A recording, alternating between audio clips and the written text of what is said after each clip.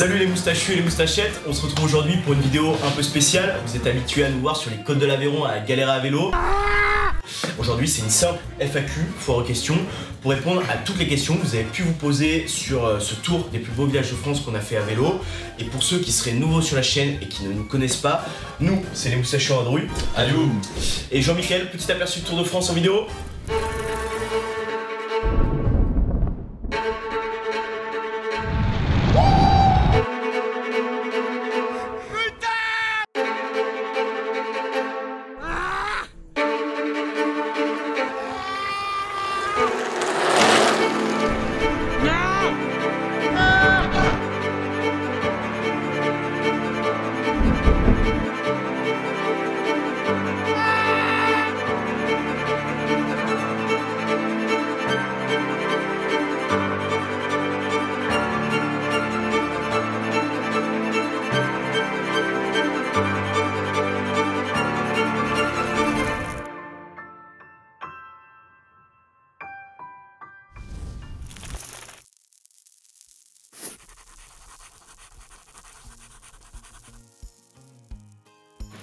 Vas-y les gars, là ça donne envie, quand c'est court pas. Bientôt mec, c'est vrai que ça donne envie, bientôt. Bon allez, en attendant, tu joues pas avant de répondre aux questions.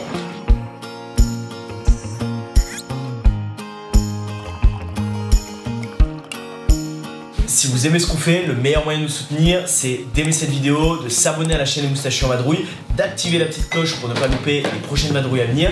Et dans tous les cas, en fait, vous n'avez pas vraiment le choix parce que sinon, moi, j'appelle Kevin pour qu'il vienne vider vos frigos. Et je le ferai. Et il le fera. Il le fera. C'est pas une blague. Sûr. Trêve de bavardage, on va passer directement au vif du sujet, les questions. Merci les gars. Alors, première question de Romain Berton. Que faites-vous dans la vie? Quoi les gars? Bonne question, mais on fait rien. On est là, on reste sur le canapé toute la journée. C'est pas mal, ouais. On joue à Minecraft. Non mais du coup là on est dans mon studio.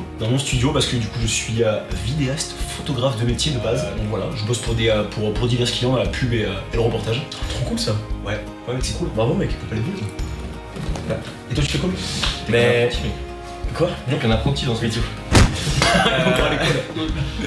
Et moi du coup c'est pareil, photographe, vidéaste indépendant, freelance, donc je fais de la photo, de la vidéo, reportage pour différents clients, pour des anciennes entreprises. Et en fait j'ai un peu copié ce mec parce que j'ai pas trop d'originalité, je me suis dit putain c'est cool ce qu'il fait la photo, la vidéo, et si je faisais pareil? Et voilà, et vu que t'as juste appuyé sur un bouton, c'est facile comme métier. C'est nickel, voilà. Donc en soi, on est vraiment tous les deux du métier, d'où la qualité exceptionnelle des vidéos. Ouais, c'est vrai que la qualité est exceptionnelle. Non, donc en vrai on est tous les deux du métier, ce qui nous a facilité beaucoup de choses sur le matos, sur comment on filme, sur comment on monte, etc. Et le troisième lion là, qu'est-ce qu'il fait là? Ben moi de base je suis cuisinier, ça faisait 11 ans à peu près que je faisais de la cuisine et là j'ai arrêté pour me lancer dans un... Enfin je suis reparti à l'école. Petit challenge du coup pour devenir élagueur. Alors qu'il a le vertige. Voilà. Du coup, deuxième question de Dan Moron. D'ailleurs, big up à toi frérot.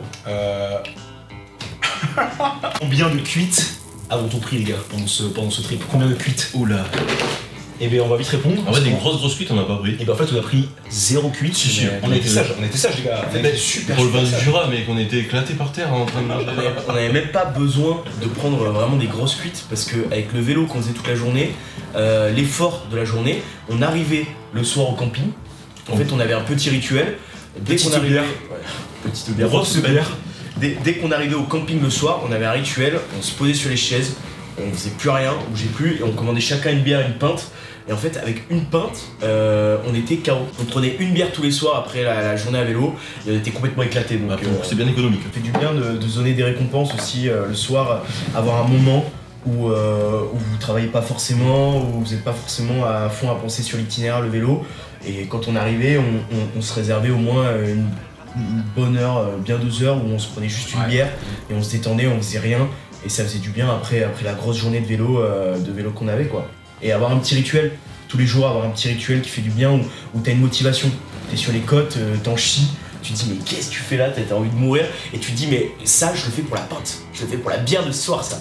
C'est vrai que sur la fin, il me semble que c'était dans le Cher, quand on enchaînait les montées, les descentes sur des kilomètres et des kilomètres, ça s'arrêtait jamais, et c'est que la seule pensée que t'avais, C'était le gros repas de la fin et la grosse bière. Je me souviens, on pensait qu'à ça. Je pensais pas, tu sais, en général, tu vois ça dans les films. L'autre quand ils pensent à la bouffe, ils repensent à la bouffe, tu vois, que leur mère leur faisait quoi, tu vois. Et nous, c'était pareil, tu vois. À la C'était fin, notre on pensait motivation. qu'au resto. Putain. Passe-moi un petit compteur. Ok, on enchaîne. Du coup, troisième et deuxième question de Romain Berton. Comment vous avez financé ce trip? Comment on a financé ce trip? Bonne question. de base- Kevin était sur les boulevards. Toi, Moi, j'étais plus sur les quais du côté de la gare. Voilà. vous pouvez nous retrouver, les moustachus à Vadrouille sur Snapchat. Ou sur les pages jaunes sur Snapchat. En vrai, de base, on l'a financé de notre propre poche. Ouais, bah, pour être honnête, c'est un premier projet. Quand on veut lancer ce genre de choses et qu'on n'est pas forcément connu, qu'on n'a pas forcément de contact, chose qui a été notre cas. Et puis on a économisé, on a bossé dûment et longuement pendant. En fait, chacun met ses petites économies. Ouais. Et du coup, on a mis de côté au maximum pour. Faut savoir aussi que la période était compliquée. la parole. Ouais. Faut savoir qu'en même temps, c'était pas la meilleure époque pour organiser un voyage. Le voyage a été fait en l'été 2020. On est parti en juillet 2020. Qui dit juillet 2020 dit début du Covid-19. Nous sommes en guerre. Enfin, le début. C'était la fin du premier confinement, je crois. C'était la fin du premier confinement. Donc pour avoir l'argent nécessaire, on travaillait respectivement, on avait un peu d'économie et on a même dû, c'était compliqué pour tout le monde, on a même dû travailler à côté. Du coup, si on doit cumuler, généraliser vraiment les gros chiffres, donc tous les trois cumulés, l'achat du vélo, la vie sur place, enfin, donc la vie du trip, que ce soit la bouffe, que ce soit pour dormir, que ce soit les petites pannes, les activités diverses, etc. En tout, on a dépensé à peu près 10 000 € sur 5 semaines. Pour 3 personnes. 3 personnes. Et sur 5 semaines, 38 jours exactement à travers la France. Mais on compte dedans, tu comptes le matériel, moi j'ai acheté un vélo, il y a tout aussi. le matériel qui va autour, les sacoches, les pneus, tout, etc. Puis on a mangé tous les jours au restaurant aussi, faut préciser. Ah, c'est vrai qu'on était parti pour. On s'est acheté un petit réchaud pour se manger des petites courgettes tranquillement.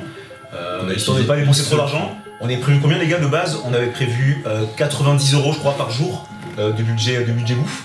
Et du coup ça s'est transformé en 90 € par repas. Ouais. Vu qu'on mange à chaque fois au restaurant. Vous savez la flemme quand on fait du sport. Bah, après l'effort, t'as envie de te poser, avec les pieds sur la table et manger quoi, direct. T'as pas envie de te faire chier à tout préparer.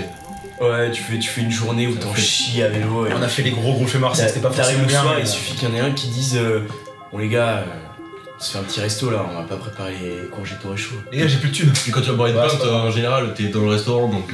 Ouais, donc pas le choix, tu Forcément, tu fais fais manger un gros resto et bam. Donc on a fait beaucoup de restos le soir, mais bon, on regrette pas parce que c'était souvent les très beaux restos dans les plus beaux villages de France. Très très bon moment. T'as des restos. On s'est régalé, on s'est rempli la planche à chaque fois dans tous les restos de chaque village. Quatrième question, du coup des moustachus à Vadrouille. Ah c'est bizarre ça.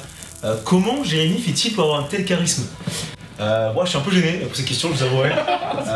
Mais du coup c'est un travail de longue haleine. C'est un travail de longue haleine que j'ai travaillé au cours de ma vie. Et c'est vrai que ça me permet d'enchaîner pas mal de femmes. C'est plutôt Ok, encore une question donc, sur la préparation de ce voyage de Hello from Mars.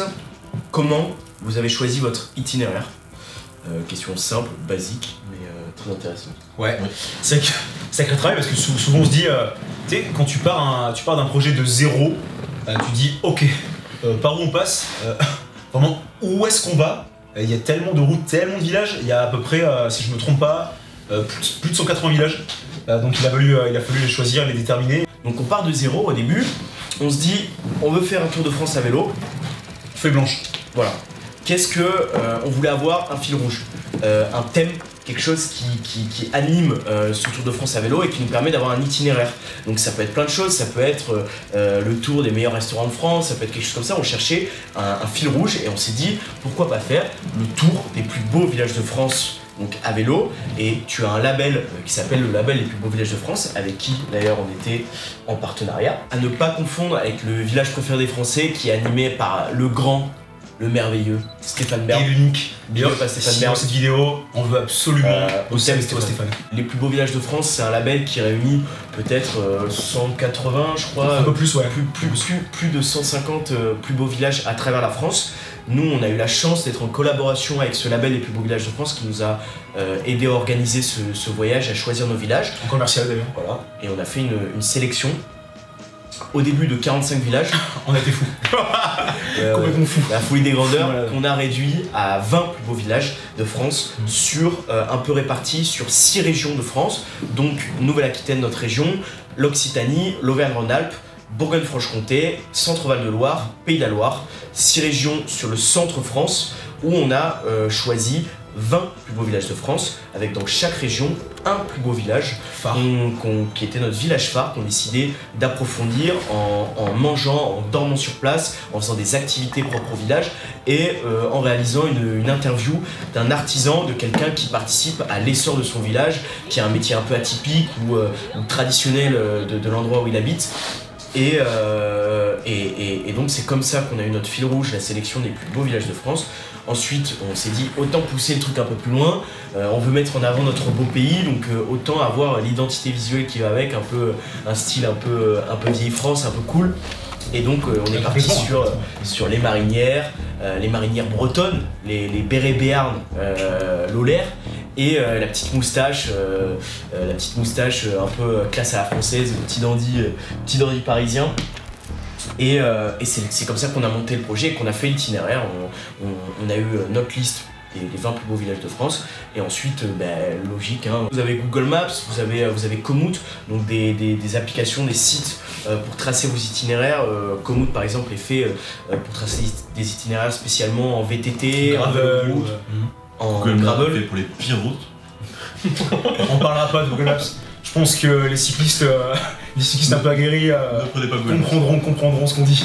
Le mieux, c'est qu'au début, avec ce site-là, que ce soit Google Maps ou Komoot ou Strava, vous dessinez un itinéraire, mais c'est un itinéraire que vous respecterez pas forcément, c'est juste avoir une idée des kilomètres. Et aussi, ça permet, avec ce genre de site, de voir les dénivelés. Vous savez que vous devez aller donc de Bordeaux à votre premier village qui est Haut-Villars dans le Tarn. Vous allez voir quelle route vous permet de ne pas avoir les pires dénivelés dans les pires côtes, et donc vous regardez les itinéraires possibles, vous voyez les dénivelés sur ces itinéraires là et vous choisissez entre chaque village l'itinéraire avec le dénivelé le plus simple ou le plus compliqué si vous n'aimez pas la facilité, et vous tracez petit à petit votre itinéraire pour avoir une idée du kilométrage, du temps que vous allez prendre. Vous avez une idée du temps entre chaque village et une idée du dénivelé, de si vous allez en chier clairement ou pas. Donc voilà, nous c'est comme ça qu'on a fait. Après, comme je vous dis, l'itinéraire dans tous les cas vous le respecterez pas à la lettre. Vous verrez en fonction de votre état sur le moment, si vous devez aller plus vite, vous allez passer par une départementale, par une nationale, ça dépend vraiment du truc. Vous avez un itinéraire de base, et ensuite au fur et à mesure du temps, vous le modifiez, mais au moins vous avez un truc un peu de base, vous savez en gros combien de temps vous allez prendre et combien de kilomètres vous allez faire. Ouais, et puis de toute façon, dans ce genre de trip, dans ce genre d'aventure, comme tu dis, il y a toujours ce que tu planifies, et toujours, on va dire, l'effet un petit peu le facteur X. Et une autre question de Hello from Mars, sinon, est-ce que vous pouvez nous faire une petite review rapide de votre matos et surtout vos belles montures? Je suis chaud. Mais qu'est-ce qu'on avait comme belle monture? Dis-moi. J'ai acheté donc moi un vélo d'occasion, j'ai acheté un Giant, un vélo de route. J'ai acheté sur le bon coin à un papy dans le Pays Basque. Belle aventure, on aurait pu en faire une vidéo, mais sacrée aventure. Et que j'ai transformé donc, on va dire en semi-gravel en changeant les pneus et en changeant 2-3 trucs autour. Et je pense qu'on va d'abord décrire le vélo et après on décrira les sacoches, tout ce qu'on a acheté. attention. Du coup, à toi. Du coup, moi j'ai acheté un vélo tout neuf parce que j'avais pas de vélo, je savais pas faire de vélo. Non plus, lui non plus. Donc j'ai acheté un vélo. On savait qu'on allait passer sur de la route et du chemin de cailloux. Donc c'est un peu la mode, mais on savait que c'était le plus pratique, c'était de prendre un gravel qui nous permettait de faire les deux. Donc moi j'ai pris quand même une première gamme parce que c'est quand même très cher les gravels. Et c'était autofinancé, faut bien le rappeler. J'ai pris un Trek. Donc pour vous donner la ref exacte, c'est un gravel bike Trek Checkpoint AL3 Shimano Sora 9V 2019 blanc. À tes souhaits. C'était souhait, mec. Voilà, très précis. C'était un vélo que j'ai eu pour un vélo que j'ai eu pour 1150 €. Et du coup, moi j'ai fait le pire truc que j'aurais pas dû faire en fait. J'avais déjà un VTT et j'ai pris ce VTT là pour pouvoir faire le tour. Et il a pas fait l'affaire en fait. Il y a plein de pièces qui étaient cassées. Parce que c'était un peu un peu un rat, donc il voulait pas acheter un vélo. C'est pas ça, c'est pas Non, ça. c'est pas ça. C'est qu'il faut savoir que Kevin dans la vie est toujours comme ça, c'est-à-dire que Kevin du coup s'est joué en dernier moment et donc n'a pas pris le temps du coup de penser, de peut-être penser à acheter un vélo. Et donc il est parti. Ça ira, C'est bon. C'est rare. Je vais mettre des pneus route sur mon VTT, c'est nickel. Donc J'ai regretté au 3e jour. il a bien regretté quand nous on commençait à avoir une bonne moyenne pour vrai à la fin. Avec Hugo on commençait à rouler à 30 en moyenne easy sur la route, sur des routes. Route plate. Hein. Ouais. Mais on commence à avoir un bon rythme. Et moi, au plateau, impossible. j'étais à 25 derrière et Impossible de suivre. c'était impossible de suivre. Je galérais tout le temps. Puis même, je me suis 2 fois plus épuisé que je pense. On vous conseille, du coup, si vous organisez un vélo de ce genre, c'est assez dur sur internet, il y a tout le monde qui donne un peu son avis, c'est assez dur de savoir quel type de vélo il faut prendre. Le mieux, c'est vraiment de savoir de base l'itinéraire par lequel vous allez passer, et ce que vous allez faire comme voyage, quel est votre but, qu'est-ce que vous allez faire Ciblé, avec le vélo. Si vous savez que vous allez faire vraiment que de la route, parce que vous voulez monter, je sais pas, le Mont Ventoux, vous voulez monter des côtes, et que vous allez faire que de la route, vous pouvez prendre très bien un vélo de route et installer des sacoches derrière, il n'y a pas de souci. Et avoir des bagages très légers sur le vélo et prioriser la vitesse, l'endurance. Donc vous pouvez prendre des vélos de route. Si vous avez des bagages un peu lourds, vous avez des grosses sacoches, beaucoup d'équipements, beaucoup de choses, ça peut être bien de prendre un VTC. Une voiture. C'est que je trouve que la voiture est quand même très mal Vous pouvez arrondie. on peut se faire chier à vélo. Si vous avez beaucoup de bagages, que vous voulez être à l'aise sur votre vélo, pas avoir mal au cul, au dos, vous pouvez prendre un VTC. Ça se dit un VTC. Ouais, c'est un VTC, ouais. Vous pouvez prendre un vélo tout chemin, un VTC. Encore une fois, référence à l'épisode B1 partie 2, pardon, épisode 1 partie 2. Au début, quand on arrivait à Instinct, on a rencontré un couple accompagné de Fifi. Et donc ce couple était en VTC, Ouais. avec une petite remorque pour le chien, Remorque. vélo en acier, super costaud, grosse sacoche, devant, à l'arrière, au milieu, Ouais. sur le guidon, ultra lourd, équipé de ouf. Après, si vous savez que vous partez en Slovénie dans la forêt pour rouler sur le caillou de la terre et du truc, vous pourrez prendre du gravel ou carrément un VTT avec des gros pneus. Ce qui est bien maintenant avec le gravel, c'est pour ça que nous on a opté pour le gravel, c'est que vraiment vous pouvez gérer avec vos pneus, avoir vraiment un entre-deux parfait entre de la route et du chemin vraiment VTT. Si plus vos pneus vont être épais en fait, vont être cramponnés, et plus vous allez être à l'aise sur du chemin, sur de la terre, sur de la forêt, que vous pouvez aussi, petite technique, dégonfler les pneus pour qu'ils soient Ça moins va mieux, durs, ouais. que ça adhère plus. Ça rebondisse moins sur au le chemin. chemin. Du coup, pour nous, pour notre Tour de France, vu qu'on savait qu'on allait faire beaucoup de routes et beaucoup de chemins, la meilleure solution c'était le gravel, même si les deux cons n'ont pas pris de gravel, mais de base c'est vraiment la meilleure solution, avec des pneus qui sont pas trop gros, parce que sinon après sur la route t'avances pas. C'est vraiment donc du crampon un petit peu sur les côtés et vraiment une bande de route en fait, une bande plate sur le milieu du pneu. Et ce qui fait que quand on dégonflait un petit peu le pneu, c'était vraiment les côtés du pneu qui prenaient l'avantage, donc les crampons.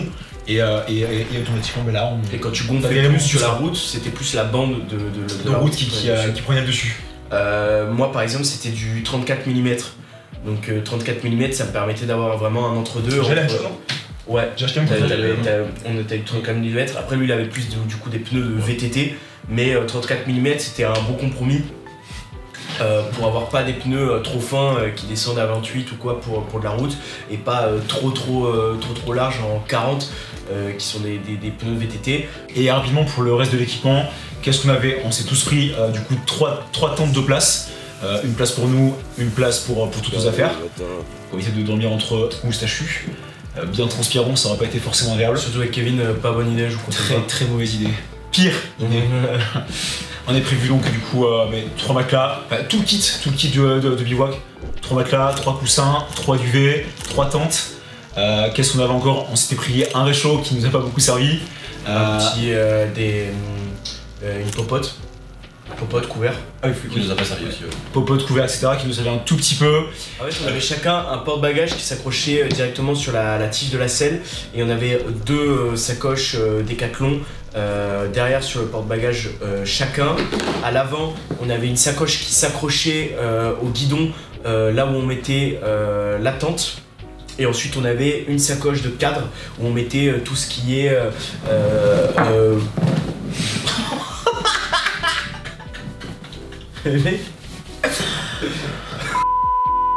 On avait une sacoche de cadre où on mettait tout ce qui est bouffe, les trucs que tu as besoin d'attraper vraiment rapidement, l'équipement pour réparer, pour les crevaisons, etc. Derrière, De grosses sacoches. tout ce qui est lourd, matos vidéo, Ordi, disque dur, drone, ouais, etc. et un peu fragile, là où ça tient le mieux quand même c'est à l'arrière. Donc on avait tout le matos plus lourd. Et moi par exemple j'avais une sacoche par-dessus ma sacoche avant sur ma tente où je pouvais attraper très rapidement mon appareil vu qu'on prenait toutes les 3 secondes notre appareil pour filmer. On avait installé un petit truc pour attraper rapidement l'appareil qui était protégé un peu à l'avant. Question suivante. De petits voyages en France, quel matériel utilisez-vous pour tourner vos vidéos? Alors du coup on avait donc, si on doit tout énumérer, on avait 2 cams, un drone, une GoPro, un ordi et peut-être 3 ou 2 disques durs. 2 disques Ouais, durs. ouais. Voilà.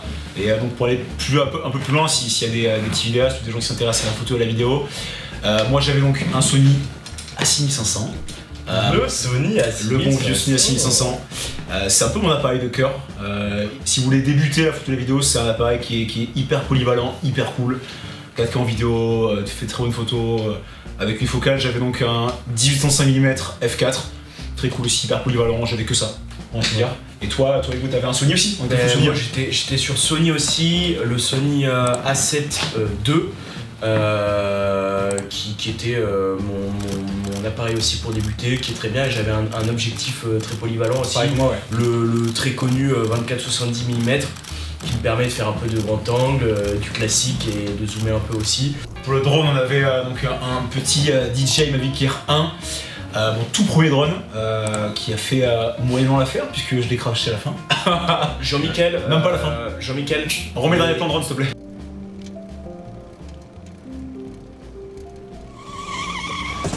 Et ensuite une GoPro, moi on avait pris une GoPro Hero 6 Black d'occasion que j'ai pas payé très cher, j'ai payé moins de 200 € et qui a fait vachement l'affaire pour tous les plans un peu galère à filmer avec les cams, quand on est sur le vélo, qu'on peut pas trop tenir, tout ça.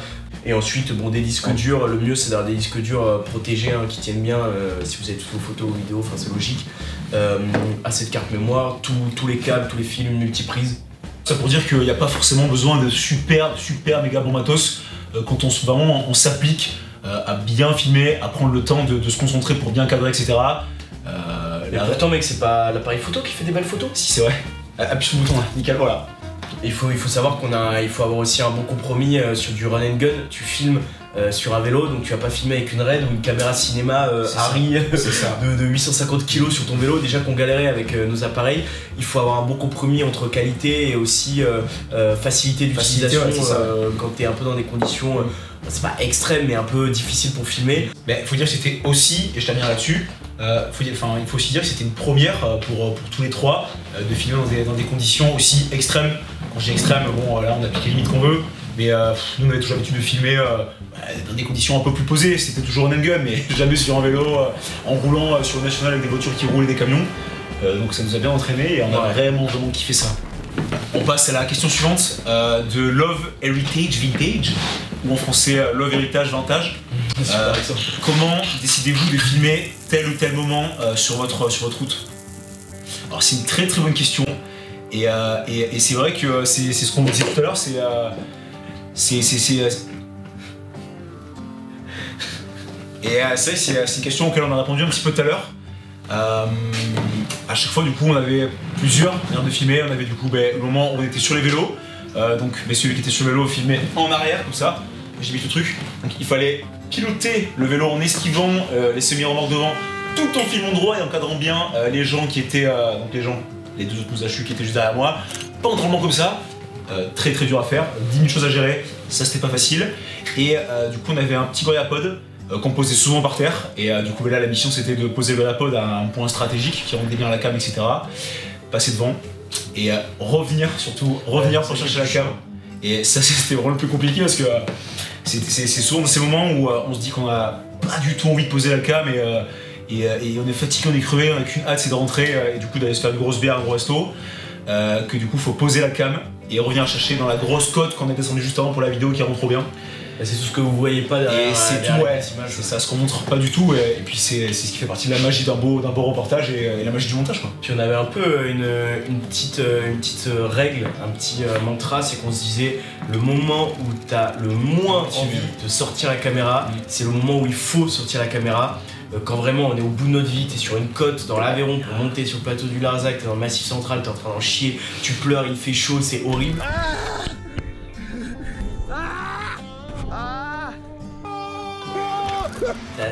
La dernière chose que t'as envie de faire, c'est sortir la caméra, mais c'était là où on se forçait vraiment à sortir la cam pour se filmer entre nous, parce que c'est là où t'as les moments les plus vrais, les moments où on fait pas semblant d'en chier parce qu'on en chie pour de vrai, et c'est ces moments-là qui rendaient le mieux à l'écran. On fait en fonction des endroits dans lesquels on passe, dès qu'on voit qu'il y a un endroit qui rend bien, qui est joli, c'est là où on se décide de poser la caméra. Le drone c'est pareil, dès qu'on sait qu'il y a un endroit un peu en hauteur, une belle cote qui va bien rendre.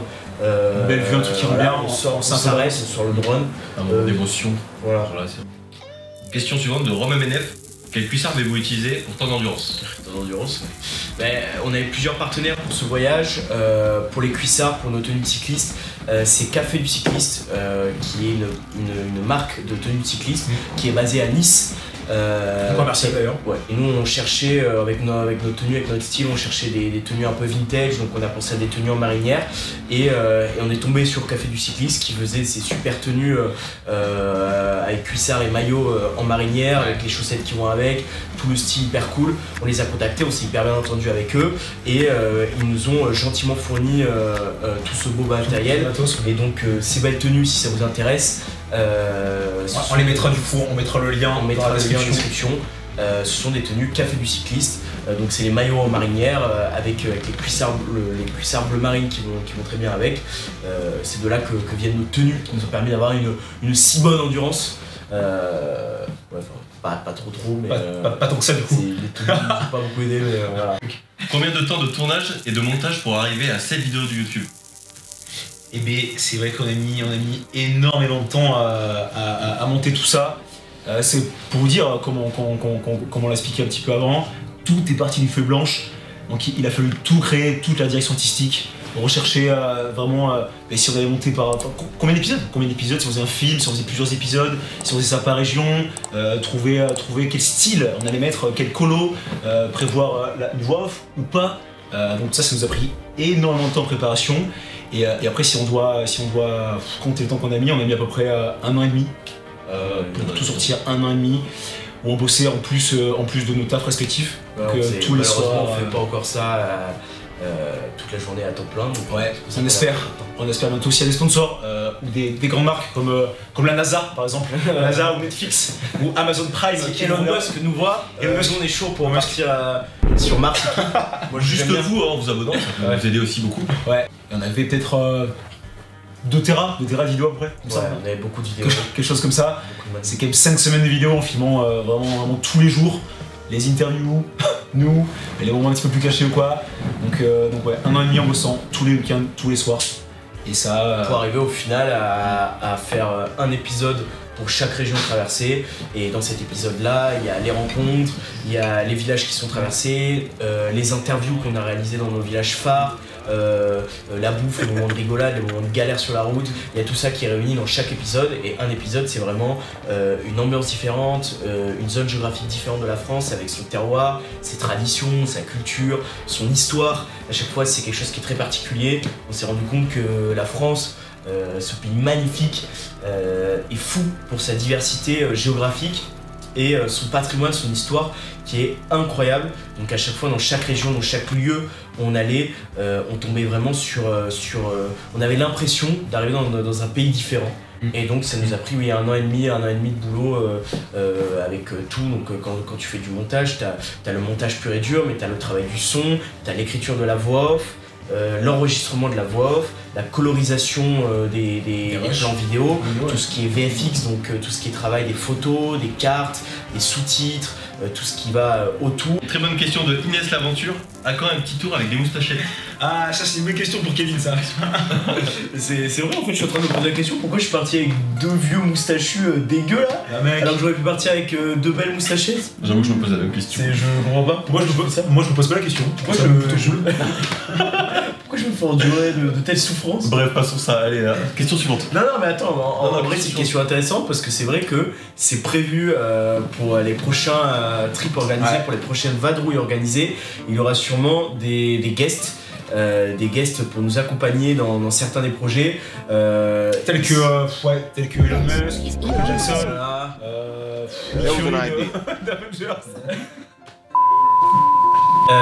donc il y aura des guests pour les prochaines vadrouilles à venir. Soit on pense peut-être faire gagner des places pour avoir la chance de partir avec nous en vadrouille. c'est une énorme chance. Surtout, ce sera réservé que aux moustachettes, du coup pas aux mecs.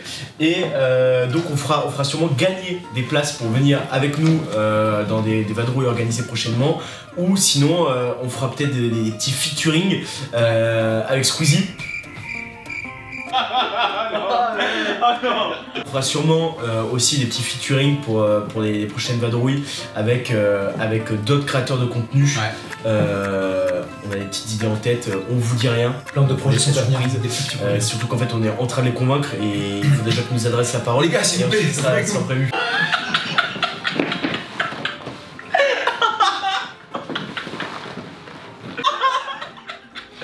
Vous êtes grave et bourré.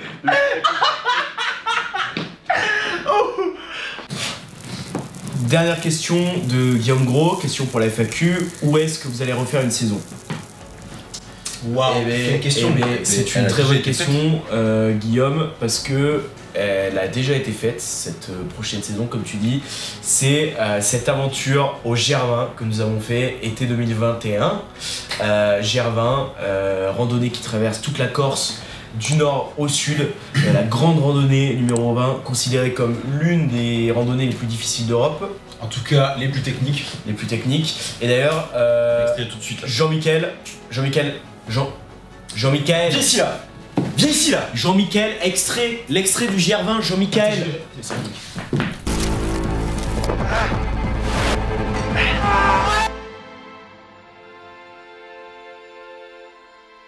Ça donne envie, hein. Surtout si vous ne voulez pas louper cette aventure, qui sera sûrement diffusée courant 2022. N'oubliez surtout pas de liker cette vidéo, de vous abonner et d'activer la petite cloche. C'est nul, on le répète à chaque fois, mais ça nous aide énormément pour le référencement de cette vidéo. Et donc ce Gervin, on veut pas tout vous divulguer de suite, mais c'est le premier projet d'une longue série, d'un projet que l'on va diffuser. C'est le premier projet d'une longue série que l'on va dévoiler bientôt, courant 2022 aussi. Et ce projet-là, c'est un gros projet, un projet d'une vie, de 3 vies, qu'on est en train de mettre en place. Et qu'est-ce que je peux dire de plus?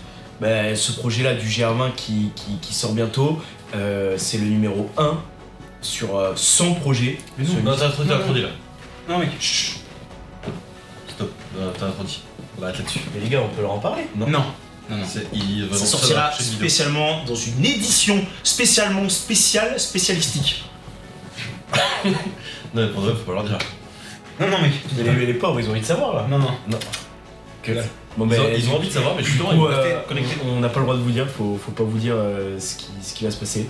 Mais restez bien connectés parce qu'il y a encore beaucoup d'aventures à venir, beaucoup de déconnades, beaucoup de moments de maturité extrême, beaucoup de rencontres, beaucoup de défis, beaucoup de challenges, beaucoup de vadrouilles à venir tout simplement. Ce n'est que le début des Moustachios Android. Et un grand merci à vous tous pour toutes les questions que vous nous avez posées sur tous les réseaux. Et surtout, merci d'être de plus en plus à nous suivre sur YouTube, Instagram, etc. C'est vraiment ça qui nous pousse à poursuivre l'aventure. Et on vous remercie énormément pour tous les messages. C'est quoi ce bordel, les gars? Les gars, la lumière, ça crame, c'est bon. An emergency has been reported. All passengers walk to the nearest stairway exit and walk down to your assigned re-entry